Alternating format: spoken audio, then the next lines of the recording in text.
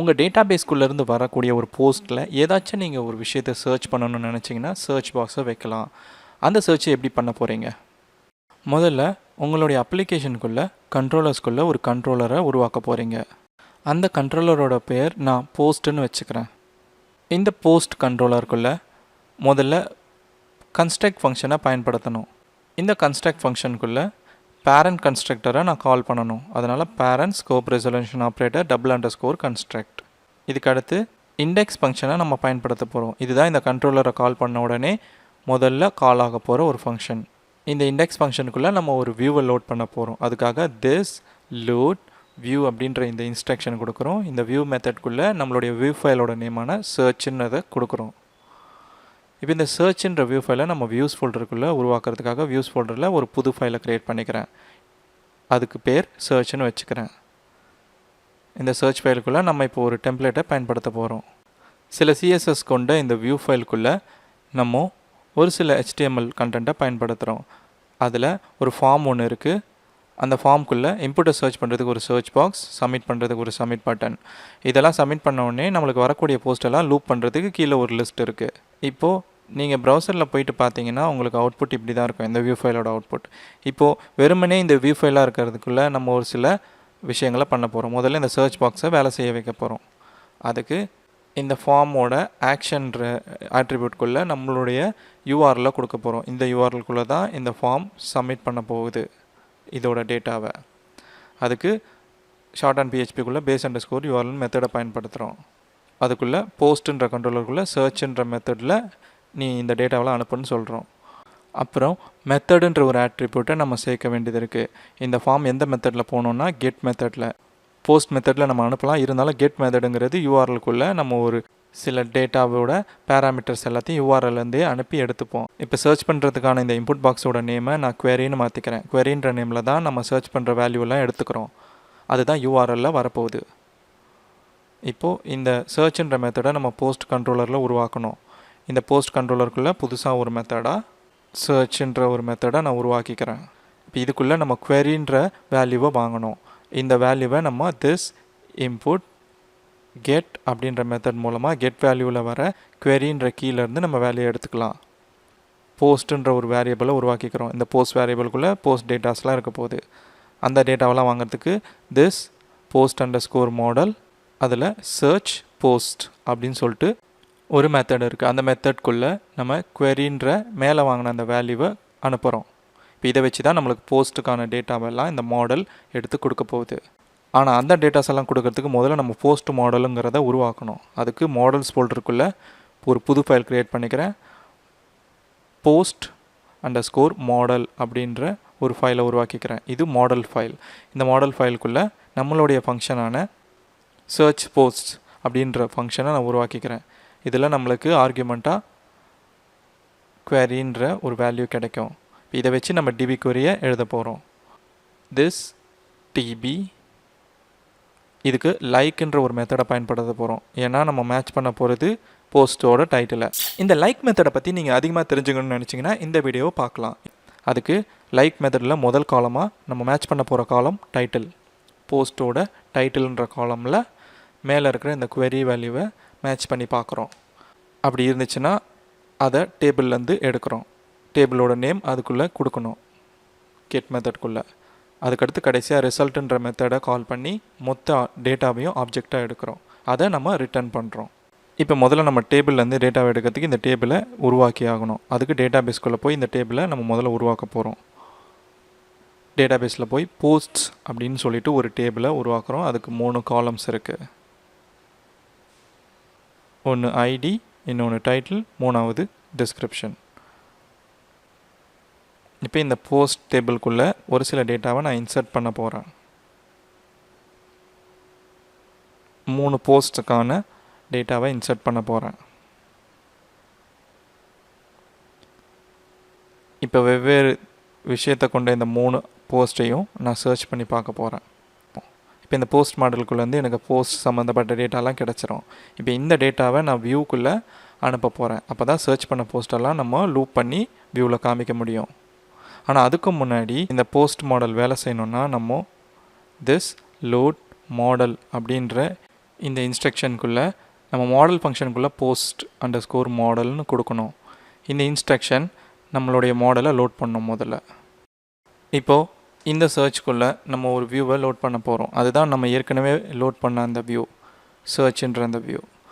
அதுக்கு this load viewன்ற இந்த இன்ஸ்ட்ரக்ஷனுக்குள்ளே நம்மளுடைய சர்ச் வியூவை கொடுத்து அது கூடவே நம்ம சில டேட்டாவையும் கொடுக்க போகிறோம். அதுக்கு ரெண்டாவது ஆர்குமெண்ட்டாக ஒரு அரே வேரியபிளை பாஸ் பண்ணுறோம். இப்போ இதுக்குள்ளே கொடுக்குற இண்டெக்ஸான போஸ்ட் அப்படின்ற இண்டெக்ஸில் நம்ம மேலே வாங்கின வேரியபிளோட வேல்யூ கொடுக்குறோம். இப்போ இந்த வேரியபிளை வியூவில் ஆக்சஸ் பண்ணிக்கலாம். இதுலேருந்து போஸ்ட்டை நம்ம லூப் பண்ணி காமிச்சிக்கலாம். இப்போ வியூ பேஜில் போயிட்டு நம்ம லூப் பண்ண போகிற இந்த ஏரியாவில் லிஸ்ட் மட்டும் தான் நம்மளுக்கு தேவை. அதனால் ஒரே ஒரு லிஸ்ட்டை மட்டும் எடுத்துக்கிட்டு மீதி எல்லாத்தையும் நம்ம ரிமூவ் பண்ணிடுறோம். இப்போ இந்த லூப் பண்ண போகிற இடத்துக்கு முன்னாடி நம்ம ஃபார் ஈச் பயன்படுத்த போகிறோம். இந்த ஃபார் ஈச்சில் நம்மளுக்கு கிடைக்கக்கூடிய வேரியபிளான போஸ்ட் அப்படின்ற அந்த வேரியபிளில் போஸ்ட் அப்படின்னு நம்ம லூப் பண்ணுறோம். இப்போ இந்த போஸ்ட் டைட்டில்ன்ற இடத்துல நம்மளுடைய போஸ்ட் வேரியபிள்லேருந்து கிடைக்கக்கூடிய ஒரு ப்ராப்பர்ட்டியை எக்கோ பண்ணுறோம். அதுதான் டைட்டில் அப்படின்ற ஒரு ப்ராப்பர்ட்டி.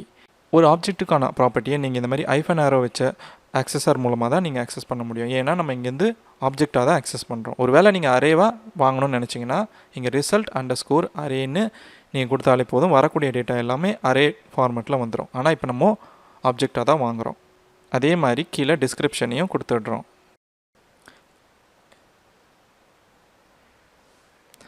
இதுக்கடுத்து ஃபார் ஈச்சுக்கு மேலே ஒரு இஃப் கண்டிஷன் போட போகிறோம்.